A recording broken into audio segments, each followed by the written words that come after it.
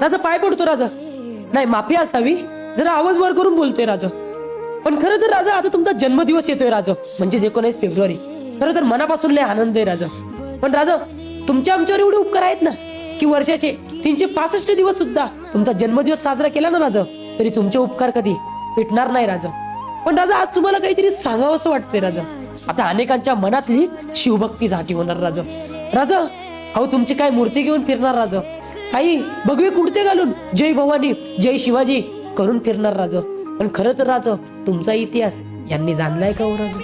राजा तुमच्या जन्मदिवसाच्या दिवशी हे बाया नाचवतात राजा. राजा आपल्या गड किल्ल्यांना हे राजकारणी लोक फोडायला चाललेत राजा.